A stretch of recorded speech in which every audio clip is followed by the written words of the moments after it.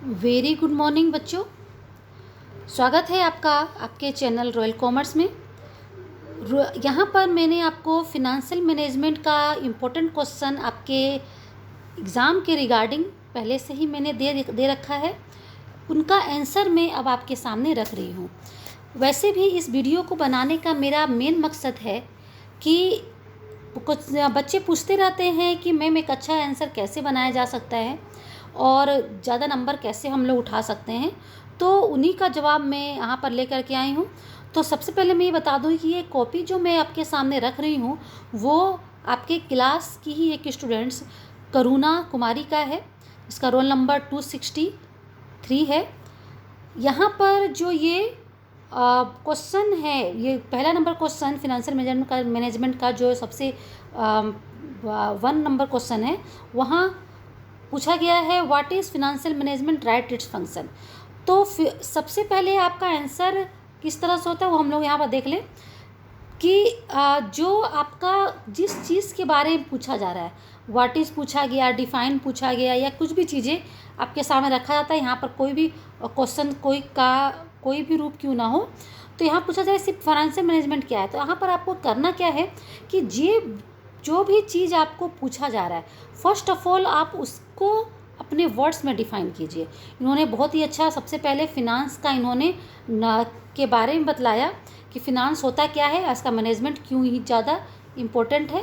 तो ये बात उन्होंने इस कोटेशन के साथ अपना आंसर स्टार्ट करा है। तो ये एक ठीक तरीका है, अच्छा तरीका है।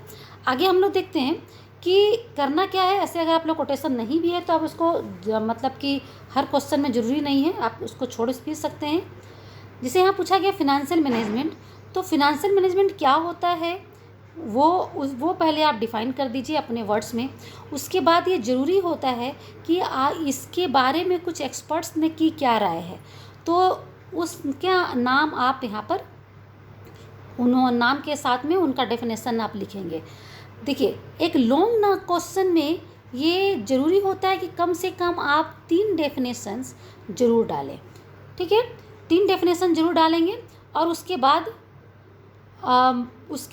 आप ये दिखलाएंगे कि जो डेफिनेशंस आप लोगों ने अपने अपने आंसर में दिया है वहाँ पर उसके अकॉर्डिंग आपको आपके सामने क्या मीनिंग निकल करके आता है।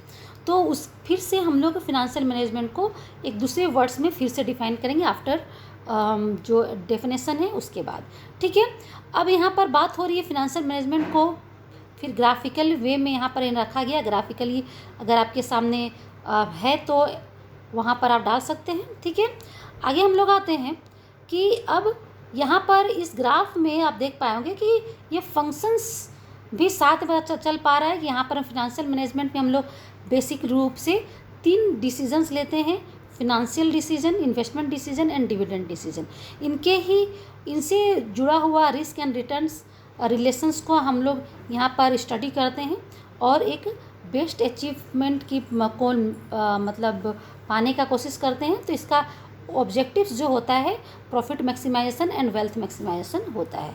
तो ये ग्राफ में इन्होंने अपने सारे बातों को, जो बातें उन्होंने ऊपर में लिखी है ग्राफ वे में, उसको रख देना। ये एक बहुत अच्छा तरीका है आंसर को देने का। फिर उसके बाद अदर फंक्शंस भी है, क्योंकि फंक्शंस पूछा जा रहा है तो मीनिंग के बाद आप सीधे उसके बिना किसी फर्दर बैकग्राउंड के आप जो पूछा जा रहा है उसका आप वहाँ पर आप आ जाइए। तो यहाँ पर अदर फंक्शंस है फिनेंशियल मैनेजमेंट का जो यहाँ पर आपको सामने रखा हुआ है। ठीक है, ये हम इसका आंसर आपको हम टेलीग्राम में डाल देंगे, वहाँ से आप उसको देख लीजिएगा। और लास्ट में एक अच्छा डेफिनेशंस मतलब फंक्शंस देने के बाद कम से कम आप 6 से 7 हाँ मतलब उतना आप दे सकते हो, पॉइंट्स दे सकते हो। पॉइंट्स देने के बाद एक लास्ट में ये करना बहुत ज़रूरी होता है कि आप पूरे स्टडी से क्या आपने फाइंड किया। ठीक है ना, तो एक आपका क्वेश्चन के अंत में एक कंक्लूज़न का ये होना चाहिए टॉपिक, तो कंक्लूज़न यहाँ पर आपका होना चाहिए। तो कंक्लूज़न में आप चीज़ों को फिर से क्या कंक्लूड किए हैं वो लिखना बहुत ज़रूरी होता है। बहुत सारे बच्चे का मार्क्स अधिकतर यही पॉइंट पर कटता है, क्योंकि वो सारी चीज़ों को लिख तो देते हैं और लेकिन लास्ट में कंक्लूज़न नहीं डालते हैं। तो कंक्लूज़न लिखने का सबसे अच्छा तरीका होता है कि आफ्टर द स्टडी, यानी कि जो स्टडी हम लोगों ने किया उसके बाद हमने क्या कंक्लूड किया, ठीक है, तो वहाँ पर जो भी कंक्लूड किया डेट देने के बाद आप यहाँ पर लिख सकते हैं। और इसी हिंदी में लिख रहे हैं तो उपरोक्त तथ्यों का अध्ययन करने के पश्चात हम इस निष्कर्ष पर पहुँचते हैं कि, है ना। तो यहाँ पर आप ये जब वर्ड्स ये सेंटेंस यूज करते हो और उसके बारे में फिर से एक छोटा सा डेफिनेशंस दे करके अपना एक जो है फुलफ़िल करते हो अपने आंसर को, तो ये एक सही तरीका होता है आंसर लिखने का। तो यहाँ एक लॉन्ग क्वेश्चन में एक हैंडसम लेंथ भी होना चाहिए क्वेश्चन का, ठीक है, एक मतलब एक अच्छा खासा लेंथ भी हो जाए और चीज़ें आपको अच्छे से समझ में आ जाए, मतलब कि। और हाँ, और एक और तरीका यहाँ पर है कि आप जो अपना आंसर लिखते हो उसको एक वेल राइटिंग में लिखना बहुत ज़्यादा ज़रूरी होता है।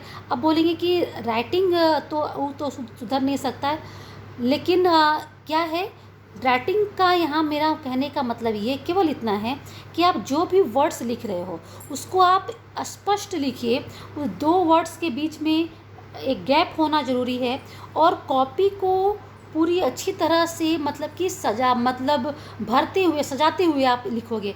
बहुत सारे बच्चों का कॉपियों में होता है कि आप दोनों साइड से जो है ना वो ये मार्जिन छोड़ देते हो, तो ये बहुत ही गलत तरीका होता है आंसर लिखने का। आप एक तरफ से मार्जिन आपका कॉपी में छुटा ही हुआ रहता है, इधर तरफ से आप मार्जिन बिल्कुल ना छोड़ें और एक अच्छे तरीके से स्पष्ट हैंड राइटिंग के साथ में अपना आंसर आप देते चले जाएं। तो इस तरह से अगर आप आंसर देते हो तो आपका आंसर एक अच्छा आंसर माना जाता है। तो आज के लिए बच्चों बस इतना ही, मिलते हैं आपके नेक्स्ट वीडियो में नेक्स्ट क्वेश्चन के आंसर के साथ में। आज के लिए थैंक यू।